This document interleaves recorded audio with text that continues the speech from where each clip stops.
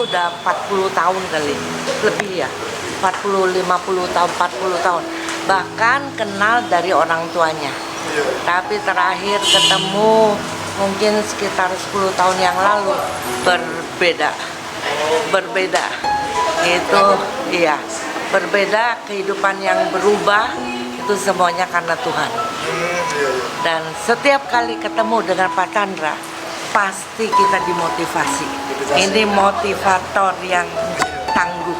Itu membuat kita merasa dibangun, kita mencari Tuhan. Luar biasa, kepribadian yang beda, luar biasa. Ya.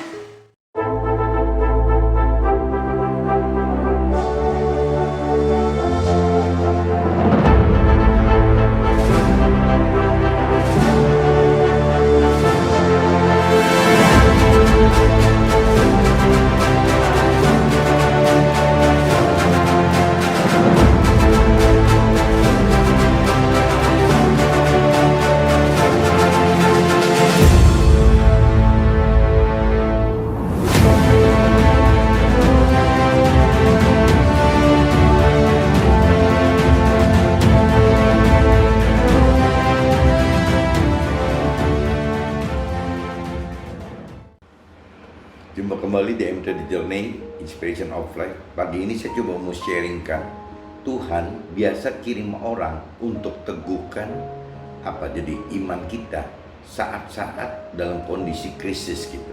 Jadi pengalaman saya di dalam hidup saya saat 2017 gitu ya, Tuhan mengirim orang untuk teguhan iman saat krisis. Nah, ini memang saya alami hidup bersama Tuhan itu selama 20 tahun, mengalami seperti yang Tuhan kirim, mentor rohani gitu, yang Tuhan kirim. Saya tidak kenal mentor rohani tersebut, Tuhan kirim melalui TV. Nah, di situ diteguhkan bahwa mentor rohani itu juga mengalami hal yang sama dengan saya, meskipun jangka waktunya 40 tahun gitu. Jadi saya separuhnya dia gitu. Saya 20 tahun alami hidup bersama Tuhan.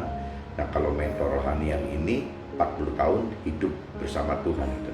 Nah, ini saya coba kupas di dalam Yesaya gitu, di dalam kitab Yesaya ayat 11 sampai 17.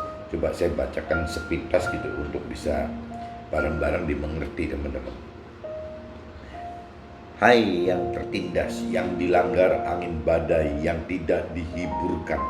Sesungguhnya Tuhan akan meletakkan alas kita dari batu hitam dan dasar-dasar kita dari batu nilam. Nah, ini arti ayat tersebut untuk impresi saya bahwa Tuhan itu membentuk kita itu dibutuhkan dasar karakter, dasar iman, dasar pengenalan, dasar pengertian akan firman Tuhan itu benar-benar harus kuat sekali gitu. Nah, Tuhan di sini umpamakan seolah-olah meletakkan dasar kita itu dari batu hitam yang keras sekali gitu. Pada zaman itu batu hitam itu yang terkeras gitu. Dan dasar-dasar kita dari batu nilam gitu. Jadi semua Tuhan persiapan dengan dasar yang sangat kuat. Nah, untuk mendapatkan dasar yang kuat, Tuhan itu izinkan segala macam ujian cobaan itu terjadi dalam hidup kita gitu. Di sini Tuhan katakan bahwa kita itu tertindas itu dalam waktu melakukan firman itu, kita itu seperti benar-benar tertindas hidupnya gitu. Dan terus-terusan masalah seperti angin badai datang tidak habis-habisnya dan sama sekali tidak ada penghiburan. Nah, dari proses semacam ini nanti iman kita berkembang, pengenalan pengertian akan firman Tuhan juga berkembang. Bagaimana kita hidup bareng bersama Tuhan itu makin nyata, itu makin berkembang dan makin nyata. Kita tanpa Tuhan, tanpa roh Tuhan, kita tidak mungkin kuat gitu, mampu menghadapi ujian cobaan yang memang Tuhan izinkan supaya kita mendapatkan satu dasar yang benar-benar kokoh dan kuat gitu. Aku akan membuat kemuncak-kemuncak tembok kita. Tuhan akan membuat kemuncak-kemuncak tembok kita dari batu delima. pintu-pintu gerbang kita dari batu manika merah, dan segenap tembok perbatasan kita dari batu permata. Jadi memang Tuhan itu membiarkan ujian cobaan terjadi itu karena itu kembali ke selain dasar, Tuhan juga ingin membantu kita itu benar-benar menjadi barang mulia gitu. Jadi bayangin aja ada tembok dari permata, betapa hebatnya gitu. Nah ini Tuhan pengen seperti itu. Jadi Tuhan pengen bentuk kita dengan dasar yang kuat, dan Tuhan pengen bentuk kita itu satu barang yang akan dimuliakan oleh orang-orang awam gitu ya. Ini sampai Tuhan umpamakan ada batu manika merah, ada batu permata, ada batu delima. Ini kan batu-batu perhiasan semua, perhiasan yang sangat mahal gitu. Nah, Tuhan pengen kita ini menjadi barang yang berharga, barang yang agung, bahkan barang yang mulia, karena kita akan menjadi satu saksi Tuhan gitu. Kehidupan kita ini akan menjadi saksi Tuhan untuk sesama kita. Jadi Tuhan butuh yang dasar yang kuat dan indah yang berharga gitu. Secara penampilan kita juga akan dibuat yang agung mulia gitu, sampai waktu kita menjadi alat Tuhan itu bisa menjadi saksi yang dihormati, dihargain, dikagumi gitu. Itu meskipun ya semua itu harus melewati tindasan-tindasan, permasalahan yang seperti angin badai nggak habis-habisnya, benar-benar tanpa ada penghiburan sama sekali ya, semua harus seperti itu. Semua anak-anak kita akan menjadi murid Tuhan dan besarlah kesejahteraan mereka. Itu jaminannya Tuhan itu. Jadi kembali lagi saya sering ingatkan, apabila kita melakukan firman Tuhan itu bukan hanya kita yang mendapatkan, tapi Tuhan selalu ngaitkan dengan anak-anak dan cucu kita gitu. Jadi turunan-turunan, karena Tuhan itu selalu satu paket gitu. Jadi dari mulai nenek, kakek nenek, orang tua kita ke generasi berikutnya kan anak-anak dan cucu itu satu paket gitu. Dalam Tuhan itu satu paket. Kita akan ditegakkan di atas kebenaran. Kita akan jauh dari pemerasan, sebab kita tidak usah lagi takut, dan kita akan jauh dari kekejutan, sebab ia tidak akan mendekat kepadamu. Jadi apabila kita melakukan firman Tuhan, ada saatnya ya kita itu terhindar dari gampangnya dari malapetaka gitu, dari kejahatan, dari kekerasan gitu. Itu otomatis menghindar sendiri karena kita sudah melakukan apa yang benar di mata Tuhan gitu. Apabila orang menyerbu, itu bukanlah daripada Tuhan. Siapapun yang menyerbu kita, ia akan rebah melawan kita. Jadi Tuhan janji bahwa apabila kita sudah melakukan firman Tuhan, tidak mungkin Tuhan izinkan lagi Tuhan yang usilin gitu, Tuhan yang berbuat untuk menguji-uji lagi. Tuhan bilang bukan dari Tuhan lagi gitu. Ya itu ya, kalaupun ada yang seperti itu, ada orang-orang siapapun juga yang menyerbu kita, ya ia akan merebah melawan kita gitu. Itu Tuhan janji seperti itu. Jadi atas perlindungan Tuhan, ya lawan-lawan kita akan rebah gitu. Sesungguhnya Tuhanlah yang menciptakan tukang besi yang menghembuskan api dan menghasilkan senjata menurut kecakapannya. Tetapi Tuhanlah juga yang menciptakan pemusnah untuk merusakkannya. Jadi Tuhan yang di sini gitu, Tuhan yang bisa membuat satu alat perang yang baik, tapi sebaliknya Tuhan juga bisa menghancurkan alat perang tersebut gitu. Jadi ya Tuhan cuma menyatakan bahwa Tuhan itu pencipta gitu. Tuhan itu bisa apakan kita semua gitu. Tuhan mau apa itu bisa terjadi di dalam kita gitu. Nah, di sini dikatakan setiap senjata yang ditempa terhadap kita tidak akan berhasil, dan setiap orang yang melontarkan tuduhan melawan kita dalam pengadilan akan engkau buktikan salah. Inilah yang menjadi bagian umat-umat Tuhan, orang-orang yang percaya Tuhan, orang-orang yang mengikuti Tuhan, dan kebenaran yang mereka terima daripada Tuhan. Demikianlah firman Tuhan itu. Jadi kembali lagi Tuhan ingatkan di sini, apabila kita melakukan firman Tuhan, ya semua dalam perlindungan Tuhan itu, dan tidak ada siapapun yang bisa melawan kita. Bahkan tadi diumpamakan apabila ada permasalahan pun, ya masalah itu kesalahan akan permasalahan tersebut tidak mungkin menimpa kita, karena memang Tuhan ada di dalam kita gitu. Kita ini adalah umat-umat Tuhan yang pasti Tuhan lindungi, dan kebenaran yang mereka terima dari Tuhan itu ya kebenaran yang memang utuh gitu, benar-benar kebenaran yang benar gitu, yang memenangkan semua. Mungkin saya bacakan seperti itu.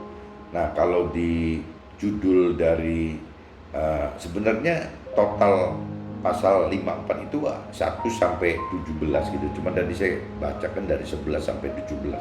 Nah, kalau judul dari pasal 54 itu adalah perjanjian damai ya antara Tuhan dengan kita-kita gitu. Itu judulnya seperti itu. Nah, ini saya coba jelaskan masuk ke dalam apa yang saya alami gitu. Jadi Tuhan kirim orang untuk teguhkan iman saat kita menghadapi krisis gitu. Jadi biasanya seperti itu. Jadi Tuhan itu bukan totally, maksudnya membiarkan, tadi katakan dari awal, membiarkan angin badai permasalahan itu menimpa tanpa Tuhan campur tangan gitu. Jadi saat krisis, saat dalam kondisi seperti itu pun Tuhan juga tetap campur tangan gitu, dengan cara yaitu tetap Tuhan akan teguhkan kita lewat ya orang-orang yang bisa Tuhan utus untuk kita gitu. Tanpa sengaja orang-orang tersebut menjadi saksi, jadi peneguhan buat kita.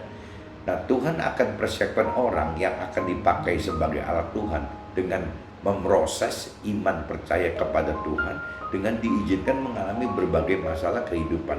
Tapi kan di firman-Nya juga sudah katakan begitu gitu. Jadi Tuhan kadang-kadang membiarkan badai permasalahan itu datang tanpa penghiburan sama sekali. Tujuannya itu, apakah kita punya iman dalam kondisi seperti itu, tetap kita beriman kepada Tuhan. Nah, ini kan kita butuh proses gitu. Tuhan kan nggak bisa cuma nih saya kasih iman, kan nggak bisa. Iman itu bisa didapatkan melalui proses itu. Dan biasanya proses iman itu selain bicara soal keberanian melakukan firman Tuhan, juga kita harus mengenal dan mengerti firman Tuhan lebih awal gitu. Kalau tanpa kita mengerti akan firman Tuhan, bagaimana kita bisa meningkatkan level iman kita gitu. Kalaupun kita berani yang mau melakukan yang mana, karena tidak kenal dan tidak mengerti. Jadi tetap imbangannya keberanian melakukan firman Tuhan itu harus disertai dengan pengenalan dan pengertian akan firman Tuhan gitu. Nah, ini nanti akan sinkron, dan kalau memang ini sudah terjadi, ya biasanya kita butuh Tuhan, itu butuh Roh Tuhan untuk yang benar-benar mampu memberi pengertian dan mampu melakukan firman Tuhan. Melalui permasalahan yang kritis sehingga timbul badai permasalahan dan tanpa hiburan sama sekali gitu, sampai mencapai keadaan yang krisis hidup. Nah, ini dengan permasalahan seperti badai datang tidak putus-putus, ditambah lagi tanpa penghiburan, ya timbulnya ya krisis gitu, krisis kehidupan kita. Seperti contohnya kalau saya pelajari COVID-19 tahun 2020 ini gitu, ya sama gitu. Ya itu kan dampak COVID itu kan kena semua gitu, dan salah satu faktor saya sebagai pengusaha itu kan di soal usaha gitu, jadi soal ekonomi gitu. Nah, ini Tuhan biarkan ini terjadi, lewat ini ya kita akan dibangun gitu, iman kita akan dibangun. Ya apakah tetap kita masih pegang Tuhan, atau kita sudah tidak percaya firman Tuhan, atau mungkin kita waktu mencari solusi gitu karena kita ada di dalam Tuhan, ya kita akan terus habis-habisan menggali, mengenal tentang firman, merenungi siang dan malam soal pengertian akan firman gitu. Nah, ini gunanya krisis ini seperti ini gitu. Jadi apalagi krisis COVID yang saya pikir di Indonesia selama saya lahir dari 60 sampai sekarang, 60 tahun berjalan, saya coba bisnis dari sudah 40 tahun ini, saya pikir krisis ekonomi dampak dari pandemi COVID-19 ini harusnya yang terberat gitu, karena ini sudah skalanya skala dunia, semua mengalami gitu.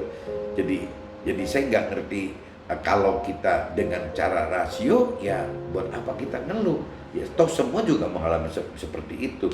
Bahkan saya mikir dari pengalaman saya yang lalu-lalu, dan dari kemarin saya mendapatkan peneguhan dari mentor rohani yang sudah jauh lebih senior dibanding saya hidup bersama Tuhan 20 tahun ya. Sedangkan mentor rohani yang kemarin saya dengar itu sudah hidup bersama Tuhan 40 tahun. Berarti saya kan separuhnya gitu, separuh hidupnya dia gitu, dia otomatis kok tapi mengalami hal yang sama gitu. Dalam kondisi krisis kalau kita ada di dalam Tuhan itu malah ada lonjakan-lonjakan gitu. Tadinya kan saya sanksi gitu, saya udah ngalamin 2 masalah yang hidup mati soal perusahaan saya, soal ekonomi saya, tapi ya Tuhan selalu itu bisa selamatkan saya gitu. Nah sekarang kena pandemi COVID-19 seperti ini lagi gitu. Nah tapi ternyata kan Tuhan kirim orang mentor yang sudah lebih senior dari saya jauh, 40 tahun hidup bersama Tuhan, mengalami Tuhan, dan dia nyatakan ya dia juga mengalami seperti saya gitu. Nah itu kan otomatis kan benar-benar meneguhkan iman saya gitu, bahwa saya tidak salah jalan gitu. Tetap saya akan hadapin badai krisis ini, krisis ekonomi karena pandemi COVID ini ya dengan bersama Tuhan gitu. Dan kalau bersama Tuhan malah kadang-kadang ya cerita yang sudah terbalik gitu. Orang nyungsep, kita berkembang. Nah, mentor rohani saya juga ngomong seperti ini gitu. Nanti pada session akhir saya coba singgung sama orangnya gitu. Biarin jadi nanti bisa belajar bersama-sama menyaksikan sharing-sharingnya mentor senior ini sehingga kita lebih dikuatkan gitu. Krisis kehidupan inilah sebagai dasar Tuhan membuat kita akan mampu duduk di posisi puncak tingkat iman, sehingga apa yang dijanjikan firman akan dapat dituai dan tergenapi secara maksimal, baik berupa berkat rohani dan berkat-berkat duniawi. Karena berkat ini kan 2 macam. Tapi bagaimana caranya kita menuai berkat rohani dan duniawi ini secara maksimal? Ya kembali lagi ya, seberapa jauh kita berani melakukan firman Tuhan ya. Semakin kita berani melakukan firman Tuhan, kita butuh pengenalan akan pengertian akan firman, dan juga kita butuh keberanian ya melakukan itu kan harus dengan dasar iman. Kalau tanpa ada iman tidak mungkin gitu. Tidak mungkin kita berani melakukan apa perintah dan peraturan Tuhan. Jadi ya ini saling terkait gitu. Jadi krisis ini adalah alat kita untuk menaikkan level iman percaya kita kepada Tuhan gitu. Berkat rohani adalah prioritas utama karena ada kebersamaan kita dengan sumber atau pemilik berkat duniawi yang akan kita manfaatkan sebagai aliran berkat bagi yang membutuhkan. Jadi saya maksud di sini bahwa sebenarnya apabila berkat itu 2 macam, ada berkat rohani dan duniawi gitu. Sebenarnya berkat yang termahal itu adalah berkat rohani itu. Karena apa? Karena berkat rohani itu adalah berkaitan dengan kehidupan kita bersama Tuhan gitu. Dimana Tuhan itu kan ya pemilik dari berkat duniawi, bukan sih gitu. Jadi ngapain kita pegang berkat duniawinya gitu, yang berupa bukan Tuhan, yang berupa benda gitu, materi gitu. Tapi kalau kita bisa mendapatkan berkat rohani ya otomatis kan kita dapat pemiliknya gitu, pemilik berkat duniawi tadi gitu. Jadi harusnya kita yang bisa mikir lebih panjang gitu, lebih besar, ya kita ngapain lebih milih berkat duniawi dibanding berkat rohani gitu. Nah cuman memang kalau memang kita udah lebih tahu lebih dalam, berkat rohani dari Tuhan itu kan akan menciptakan maksimalisasi dari berkat duniawi gitu. Nah bagi kita yang udah lebih mengerti akan firman Tuhan, ya arti berkat duniawi itu kan sebenarnya bukan untuk kita. Ya beda seperti orang dunia pada umumnya yang mengharapkan berkat duniawi minta dari Tuhan untuk dirinya dia sendiri. Tapi setelah kita mengerti kan beda gitu. Jadi berkat duniawi ini yang akan dipakai untuk kepentingan menjadi berkat rohani bagi sesama kita gitu. Dalam situasi dan kondisi krisis, Tuhan akan saksikan bagi dunia jika orang yang percaya sebagai alat Tuhan akan dapatkan double berkat. Jadi ini saya ingin lagi double berkat, baik berkat rohani oleh kenaikan tingkat iman kita kan berarti makin kita percaya Tuhan dan berkat duniawi sekaligus gitu, karena kesuksesan usaha kita, kesuksesan akan duniawi kita gitu. Jadi dalam situasi kondisi seperti krisis inilah Tuhan akan buktikan supaya kita menjadi saksi bagi semua, bagi dunia gitu, bahwa orang yang percaya itu dalam situasi krisis ini malah terbalik gitu, malah jadi berkembang, bukan cuma selamat gitu, bukan hanya bisa selamat, bisa melewati krisis, tapi malah berkembang gitu, berkembang karena apa? Karena secara rohani Tuhan pengen buktikan momen-momen krisis ini adalah alat untuk Tuhan membuktikan bahwa orang-orang percaya Tuhan itu ya diberkati itu ya, baik secara rohani maupun duniawi. Kalau rohani kan kelihatannya kan di dalam gitu, tidak bisa dilihat orang dunia. Nah, Tuhan juga akan berkati secara duniawi supaya orang dunia ini bisa ngelihat gitu bahwa memang ada berkat di dalam orang-orang percaya Tuhan.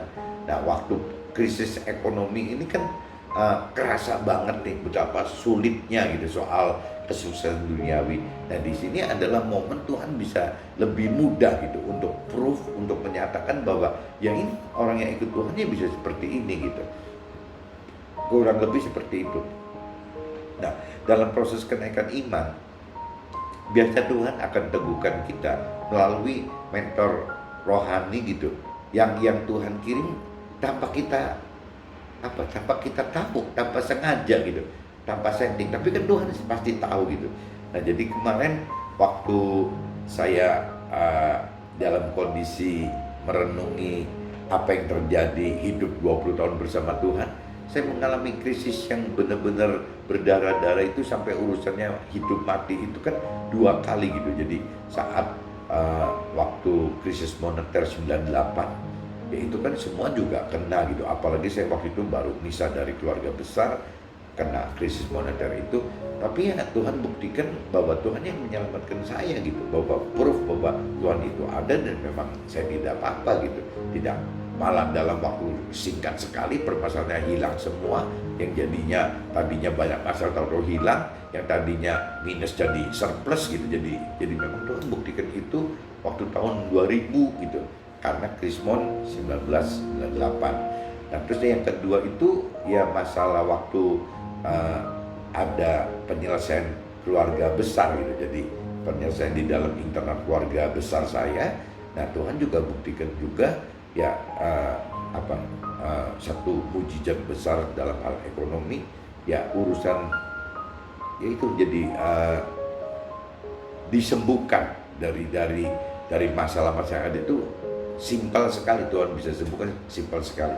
Bahkan perjalanan dari 2000 sampai 2011 itu gitu ya, saya mengalami mujizat terbesar dalam hidup saya, terima Tuhan pada tahun 2007-nya gitu. Jadi memang cara kerja Tuhan itu kadang-kadang tidak terpikir oleh kita gitu.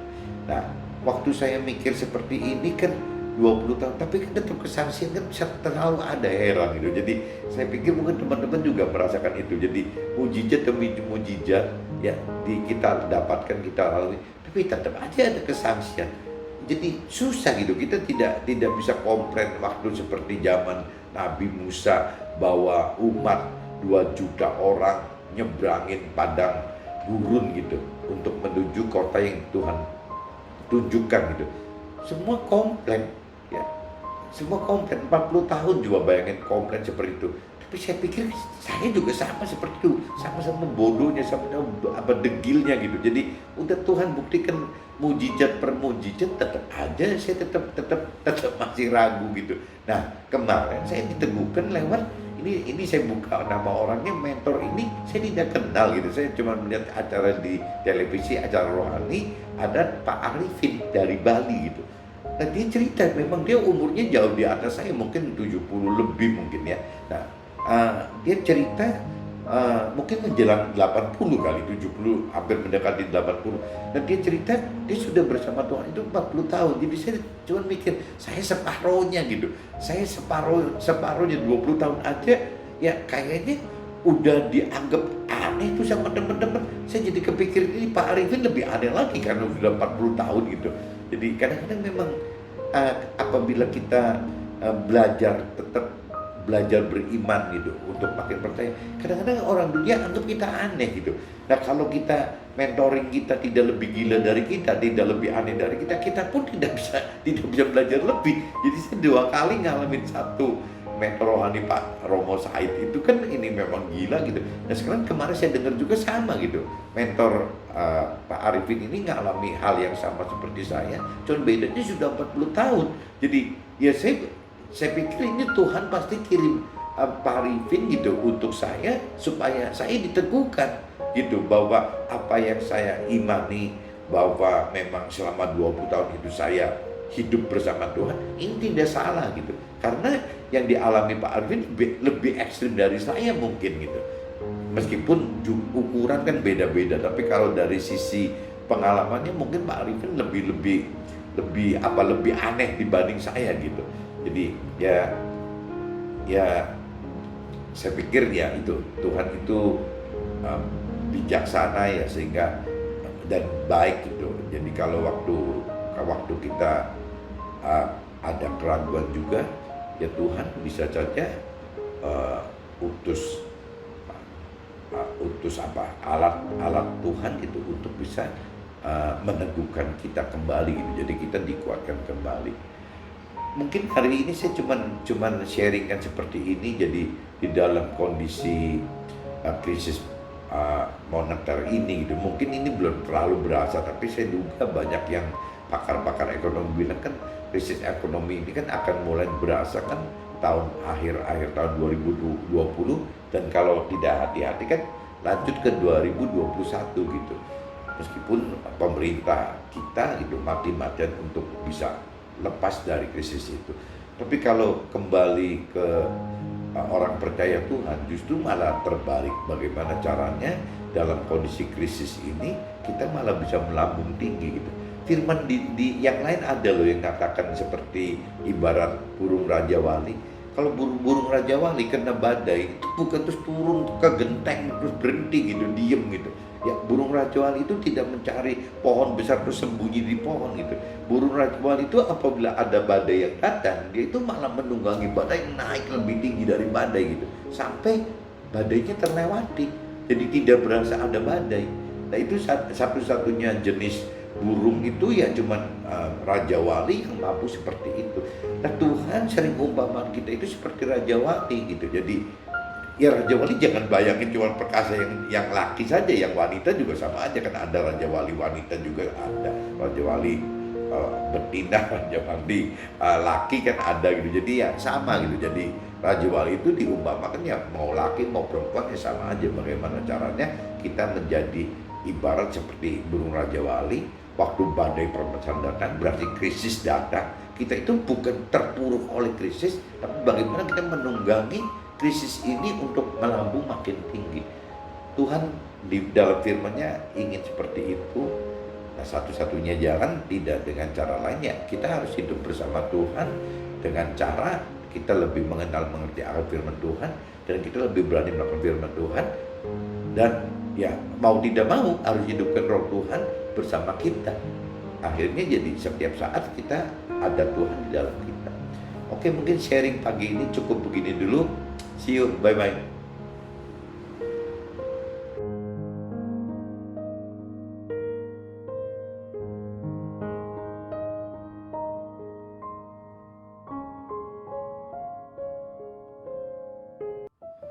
One minute to better life. Firman Tuhan adalah obat terhindar dari semua krisis kehidupan yang sedang kita hadapin. Oke?